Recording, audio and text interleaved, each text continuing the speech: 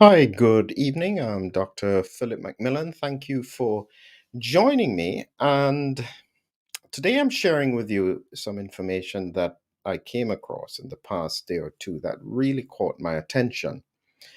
I have to be careful what I say here because this is an evolving story, but I'm going to try and put it in a context that makes sense to me as to why I think this is very, very important. There are a number of questions that I asked myself when I reflected on this.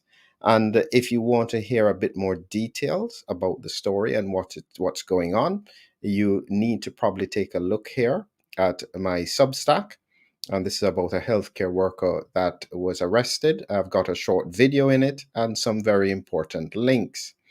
And so this is an evolving story and something that is largely hidden in the sense that at the moment, very few people seem to know about it. And I'm trying to see if I can highlight what I think is relevant about the story without necessarily going into any specific details about whether it was right or wrong. So let's go to what was in the news story here. And this was essentially it. A health worker is arrested after COVID vax data was allegedly misused.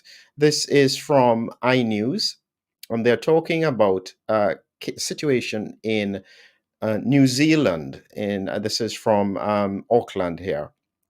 And essentially, what they're saying, this healthcare worker has been arrested and charged after allegedly misusing and disclosing vaccination data.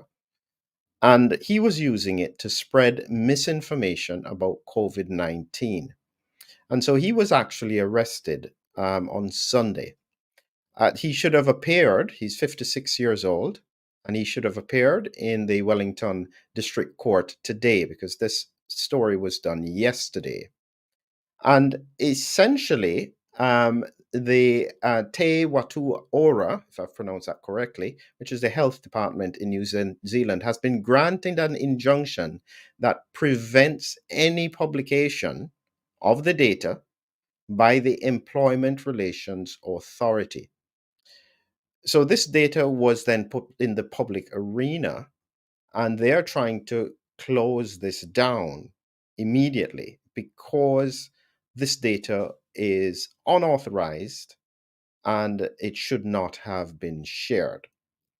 And I understand that because from every company or every organization, from every government, this is relevant because you want to keep information confidential.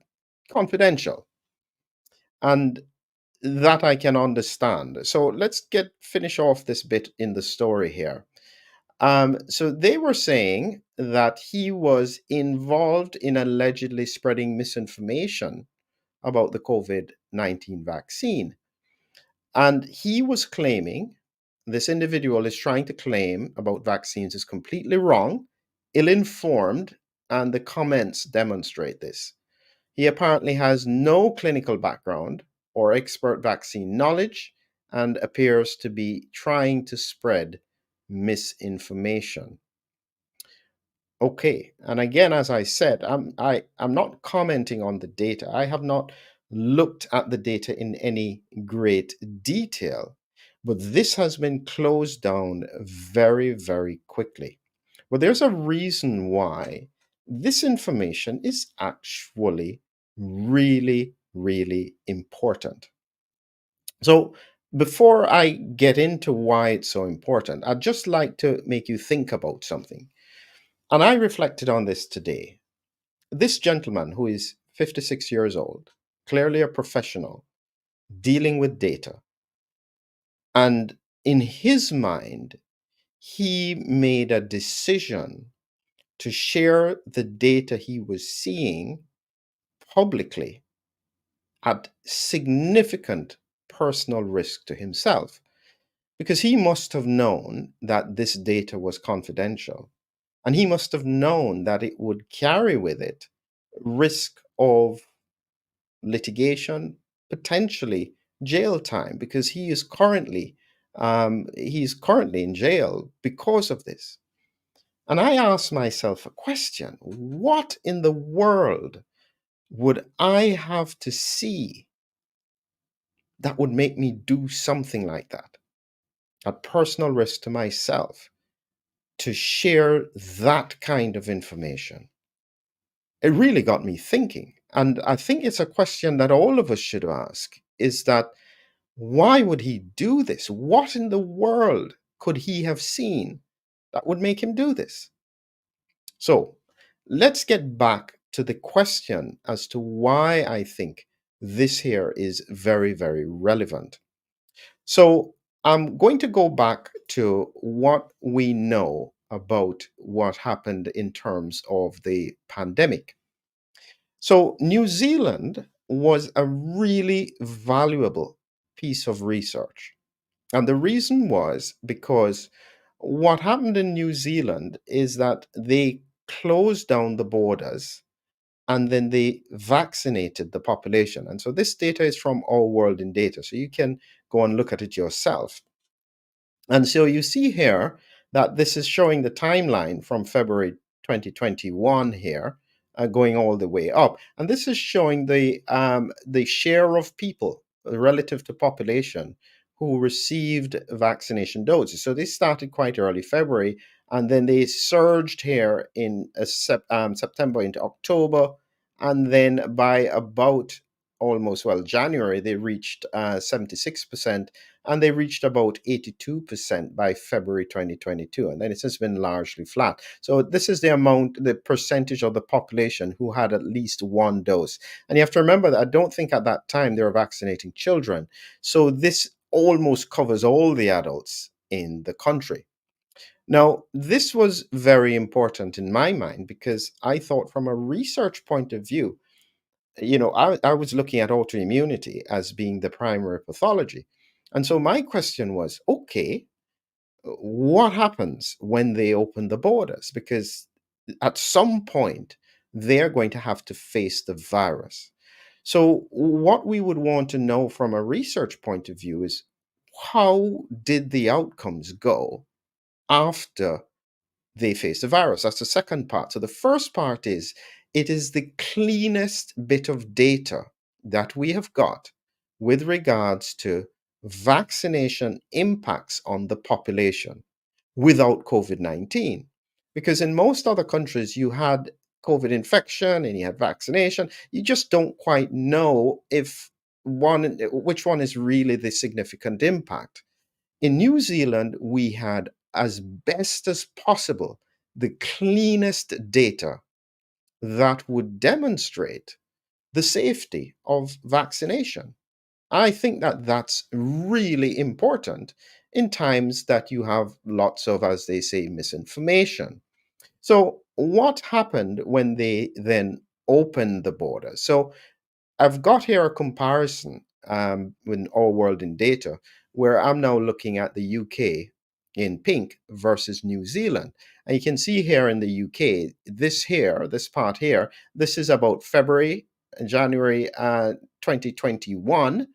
And so this is 2020 when they had the first surge. So this is 2021, big surge of cases. Then you see here, this is all the way up to January 2022. So this would have been on the Omicron spike. If you look at New Zealand here in blue, they were almost very low, not quite zero, all the way until here. This is February 2022. So this is when they had the first major surge with regards to Omicron. So they did not face the other viruses. They just faced Omicron in around February 2022. For one, you can see that Omicron was still able to evade the population. And you can see even now, going all the way to now, their levels are still higher than in the UK. It probably is that different places are measuring at a different rate. So that's not necessarily so important.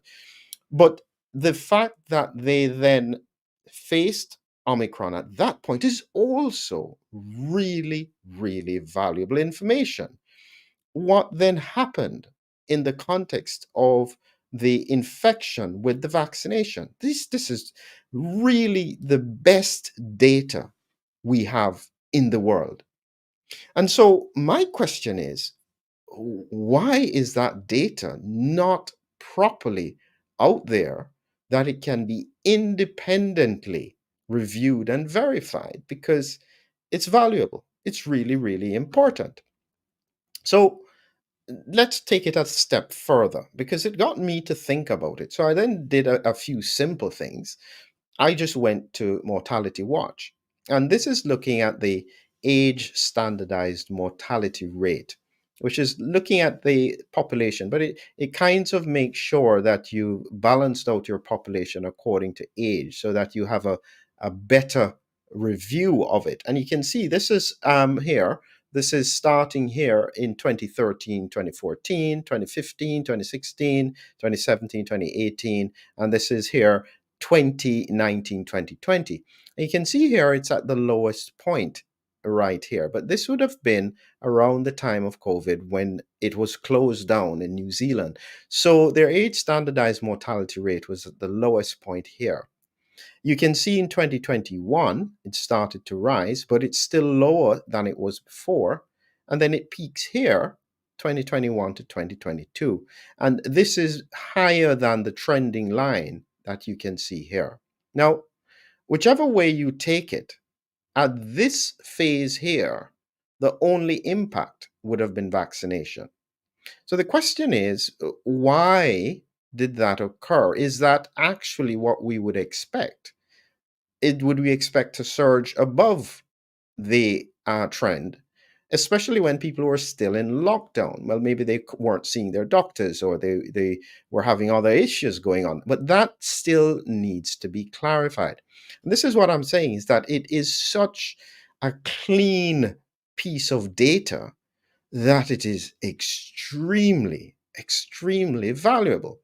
Similarly, if you looked at the crude mortality rate, that's just the amount of people who died, and you didn't take out any particular age standardization, you can see again here that this was the trend. This is deaths per 100,000.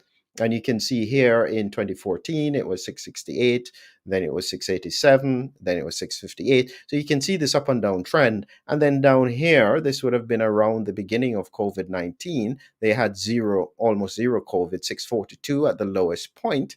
And then again, you see here, 2021, 677.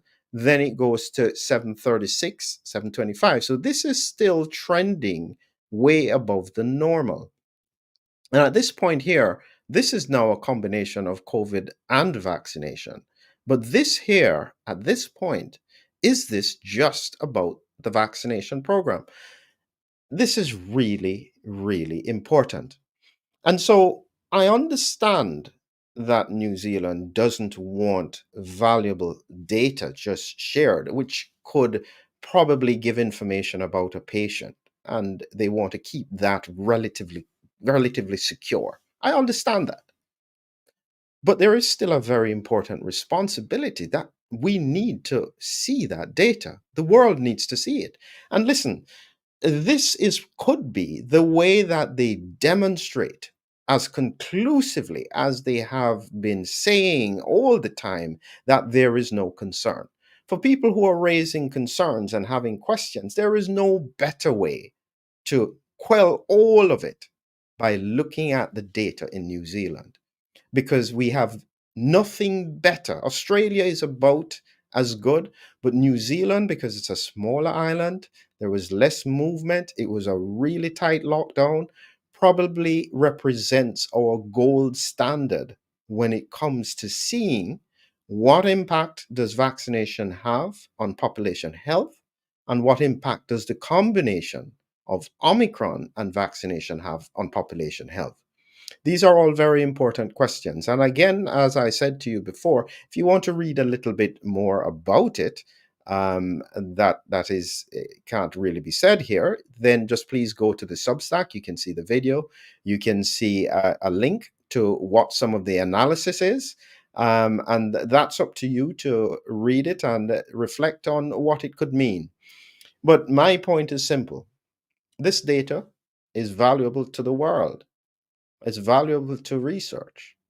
And I would hope that New Zealand doesn't need somebody to risk jail time to get important information out if it is very relevant. And here is the point. Let's just say this gentleman who did this ends up in jail because of what he did. Let's just assume that what he did was correct and there was really valuable information that should have been shared that wasn't. It means that every single person who was involved in not sharing that information should suffer a similar fate.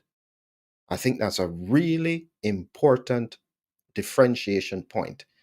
And if we're going to do a rule like that for something as serious as what we have at the moment, where we need answers, and if answers are out there but not being shared, I think that that is just as serious, if not more serious, than what has been done.